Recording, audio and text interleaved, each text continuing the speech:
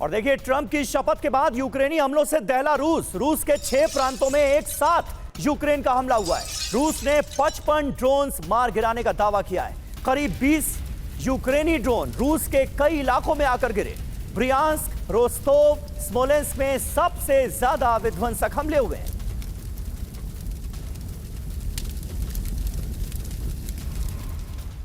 तो ये हो क्या रहा है? डोनाल्ड ट्रंप के शपथ लेने के बाद रूस पर ताबड़तोड़ अटैक कर रहा है यूक्रेन। रूस पर नॉन स्टॉप तबाही। ये तस्वीरें आप देखिए, 6 प्रांतों पर हमला किया गया है। क्रास्नोदार में कम्युनिकेशन टावर को पूरी तरह से तबाह कर दिया गया। वोरोनेज की तस्वीरें आपके सामने हैं, जहां ऑयल डिपो को निशाना बनाया गया है। बीते कई दिनों से ऑयल डिपो रह रहकर धधक रहा है। सेंट पीटर्सबर्ग से जो तस्वीरें सामने आई हैं वो तो और भी चौंकाने वाली हैं। यहां पर मिलिट्री ट्रेन में आग लग गई और साजिश का शक साफ तौर पर जताया जा रहा है। ऑर्गेनिक खेती में है 30% तक का मुनाफा, लेकिन इसे करने के सही तरीके क्या हैं? अभी डाउनलोड करें फ्रीडम ऐप और बने ऑर्गेनिक खेती में एक्सपर्ट।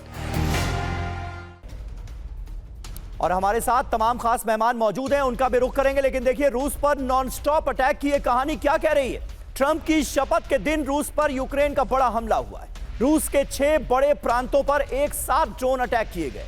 रूस पर करीब 75 ड्रोन से यूक्रेन ने हमला किया। यूक्रेन के 55 ड्रोन्स रूसी डिफेंस सिस्टम ने मार गिराए। पिछले एक हफ्ते में रूस पर करीब 300 ड्रोन हमले किए गए।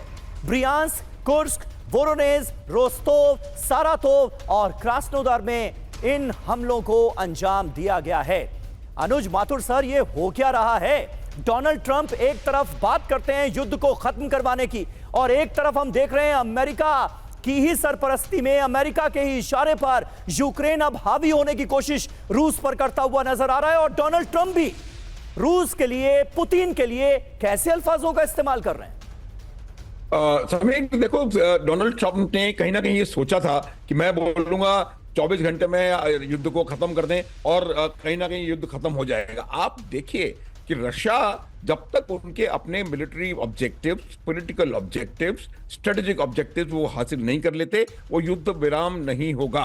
मैं ये कहता रहा हूं पहले भी कि एट बेस्ट शॉर्ट, इंटेंस, छोटा सा आपको एक सीज फायर देखने को मिल सकता है, जो कि अनस्टेबल होगा, ज्यादा दिन चलने वाला नहीं है। लेकिन मुझे अब वो भी होता हुआ नजर नहीं आ रहा है। देखिए, जो यूक्रेन अभी कर रहा है, वो कोशिश कर रहे हैं कि रशिया के कमांड कंट्रोल, कम्युनिकेशन, लॉजिस्टिक्स और उनके जो इंपॉर्टेंट इंस्टॉलेशंस हैं उनके ऊपर हमला करके उन पर कब्जा किया जाए या उनको डिस्ट्रॉय किया जाए। खास करके व्लादिमीर पुतिन को आप सुनिए, वो कह रहे हैं कि फाइनल सोल्यूशन हमें चाहिए। सीज फायर तभी मुमकिन है जब फाइनल सोल्यूशन आप दें। फाइनल सोल्यूशन तो कुछ दिया नहीं गया, उसकी बात नहीं हुई। अब सिर्फ डोनाल्ड ट्रंप के कहने भर से तो पुतिन जंग नहीं खत्म कर देंगे।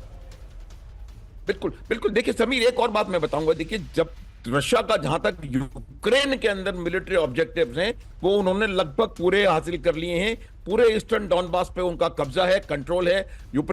ज़ेपोरिजिया और नीचे ओडेसा के भी कुछ हिस्से उन्होंने ले लिए हैं। खेरसोन पे उनका पूरा लगभग कब्जा है। तो उनको आज की तारीख में सिवाय कुर्स्क के कोई परेशानी जो है रशिया के लिए इस युद्ध में नहीं है। और वो थोड़ी देर में कुर्स्क के ऊपर वहां से इविक्ट करने के बाद उनकी अपनी टर्म्स के ऊपर वो इसका सीज फायर करेंगे और मानेंगे उसको। एक बात बिल्कुल क्लियर समझनी चाहिए, डोनाल्ड ट्रंप कुछ भी कहते रहे, Russia is too powerful for Ukraine. Sameer, कोई सवाल नहीं पैदा होता कि यूक्रेन जो है और रशिया को इस युद्ध में। बिल्कुल सही बात है। लेकिन डोनाल्ड ट्रंप बार बार बताने की कोशिश यही कर रहे हैं कि इसमें रूस का ही नुकसान है, रूस को ही समझौता कर लेना चाहिए, वरना रूस का ही बहुत बुरा होगा।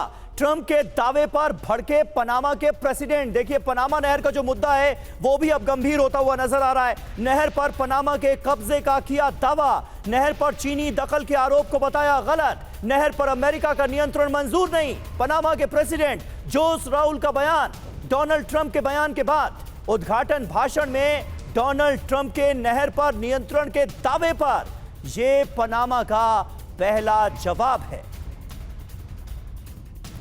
तो पनामा कैनाल के मुद्दे पर अमेरिका वर्सेस पनामा हो गया है। कैसे, आइए आपको समझाते हैं। अमेरिका वर्सेस पनामा, नहर पनामा के नियंत्रण में है और उसी के नियंत्रण में रहेगी, यह कह दिया है पनामा ने।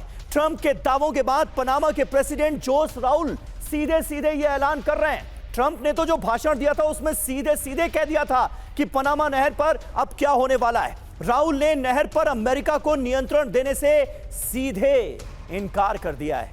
ट्रंप की मानने को तैयार नहीं है बिल्कुल। उद्घाटन भाषण में ट्रंप ने नहर पर पूरा का पूरा कंट्रोल लेने का दावा किया था और कहा था कि किस तरह से यहां पर चीनी कंपनियां हावी होती हुई नजर आ रही। ट्रंप ने पनामा नहर के जरिए चीन पर लगाया इस क्षेत्र में दबदबे का आरोप। यह भी नागवार गुजरा है पनामा को। पनामा नहर से चलने वाले अमेरिकी जहाजों से ज्यादा शुल्क की वसूली का भी मुद्दा उठाया गया था। तो कुल मिलाकर आप देखिए कि अब पनामा नहर के मुद्दे पर भी अमेरिका वर्सेस पनामा सीधे सीधे होता नजर आ रहा है। यानी ये तो हर जगह तनाव और बढ़ता दिख रहे हैं। साउथ चाइना सी में अमेरिका और चीन में देखिए तनाव बढ़ गया है। चीनी सैन्य तैनाती के बीच यूएसएस कार्ल विल्सन, फिलीपींस के साथ अमेरिका की जंगी तैयारी। साउथ चाइना सी में ड्रिल पर चीन की गश्त का दावा।